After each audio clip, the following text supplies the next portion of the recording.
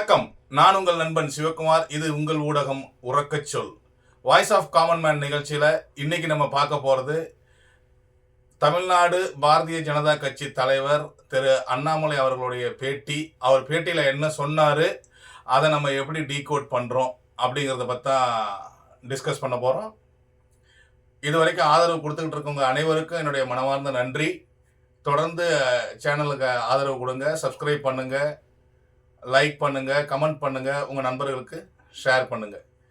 இன்னைக்கு அண்ணாமலை சார் கொடுத்த முக்கியமான பேட்டி கோயம்புத்தூர்ல கொடுத்துருக்கிறாரு ஏர்போர்ட்ல. அவர் 3 விஷயங்களை ரொம்ப தெளிவுபடுத்திட்டார். ஒன்று, தமிழ்நாடு அரசியல், தமிழ்நாட்டில் அரசியல் களம் எப்படி இருக்கு, அது பாரதிய ஜனதாவுடைய பார்வை எப்படி இருக்கு அப்படிங்கிறத சொன்னார்.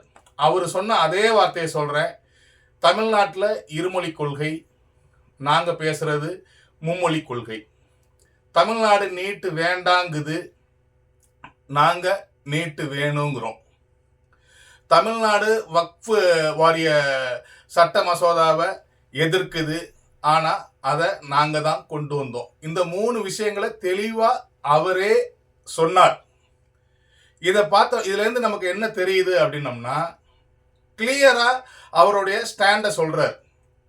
நாங்கள் இந்த 3 விஷயத்திலையுமே தமிழ்நாட்டில் இருக்க ஆல்மோஸ்ட் அனைத்து கட்சிகளும் ஒரே சைடு தான் நிற்கிது.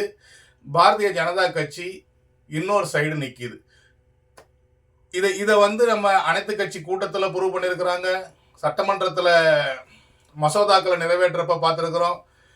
ஒவ்வொரு தடவையும் அது ப்ரூவ் பண்ணப்படுது. இவங்க போய் கூட அந்த நீட் விவகாரத்தில் கூட ஒரு அனைத்து கட்சி கூட்டத்தில் இவங்க அட்டன் பண்ணி அதுக்கு எதிராக கருத்து சொல்லிட்டு வந்தாங்க.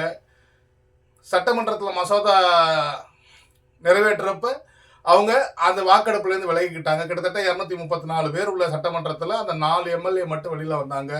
இப்போ லேட்டஸ்ட்டாக வக்ஃபு வாரிய சட்ட மசோதாலையும் கூட 234 பேரில் 230 பேர் ஒரு சைடு வாக்களித்தாங்க. மீதி இவங்க 4 பேர் மட்டும் வாக்களிக்கல. அவையில் ஒரு மனதா தீர்மானம் நிறைவேற்றப்பட்டது. ஸோ இதில் அவங்க ரொம்ப தெளிவாக இருக்கிறார். இதை ஹவு டு டவுன்லோட் பொலிட்டிக்கலி அப்படின்னு நான் யோசிக்கிறேன்னு கேட்டிங்கன்னா, இப்போ கடந்த ஒரு 3-4 நாளாக நடந்துகிட்டு இருக்கிறது. அதிமுக தலைவர்கள் போய் அமித்ஷா சாரை பார்க்குறாங்க. அமித்ஷா சார் ட்வீட் பண்ணுறாரு. அடுத்தது திருப்பி செங்கோட்டையன் சார் போய் பார்க்குறாரு. இது மாதிரி நிறைய நிகழ்வுகள் நடக்குது. நடுவில் அண்ணாமலை சார் டெல்லிக்கு போயிட்டு 2 நாள் கழித்து திருப்பி வந்துட்டு இந்த பேட்டியை கொடுத்துருக்கிறாரு. இதில் வந்த உடனே அவர் இன்னொரு விஷயமும் இதே பேட்டியில் சொல்லியிருக்கிறாரு. இதுக்கு நான் தராசு சாம் சாருடைய ஒரு சின்ன உதாரணத்தை எடுத்துக்கிறேன். அவர் ஒரு பேட்டியில் சொல்லியிருந்தாரு, நான் பார்த்தேன். பொய்யில் 3 விஷயம் இருக்குங்க. பொய், ஜமக்காலத்தில் வடிகட்டின பொய், புள்ளி விவரம். இதை மட்டும் சொல்கிறேன். இது நம்ம 100 நாள் வேலைவாய்ப்பு திட்டம் சம்மந்தமாக அவர் ஒரு விஷயம் பேசினார். ஒரு டேட்டா கொடுத்தாரு.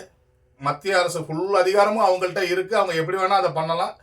அது அதை 3வது கேட்டகரியில் நம்ம எடுத்துக்கலான்னு தான் நினைக்கிறேன். பொய், ஜமக்களத்தில் வடிகட்டின பொய், புள்ளி விபரம், இதை விட்டுருவோம்.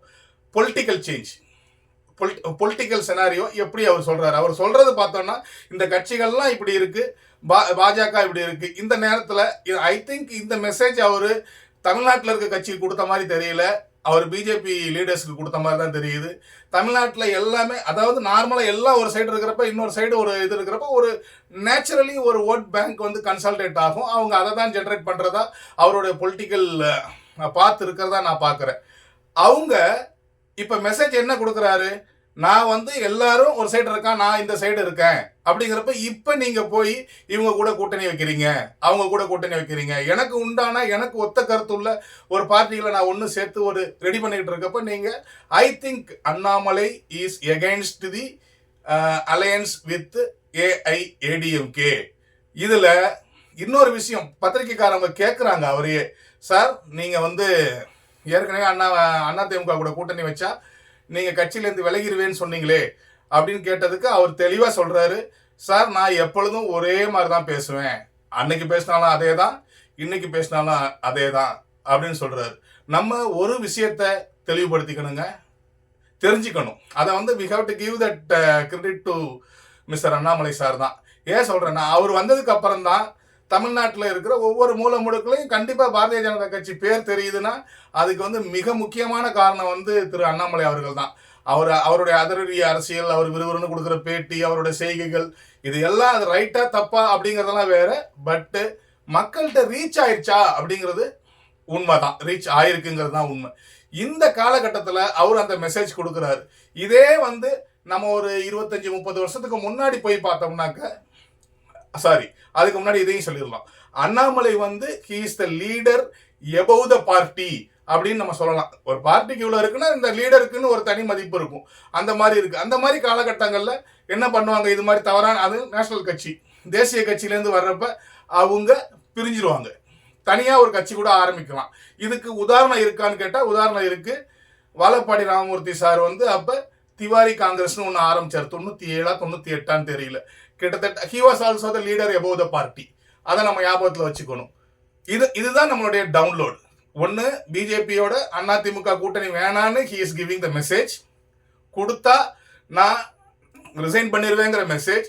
மூணாவது, அவர் பொது கட்சியோ தனியாவோ போய் ஆரம்பிக்கலாம் அப்படிங்கிறது இது என்னுடைய யூகம். Thank you very much.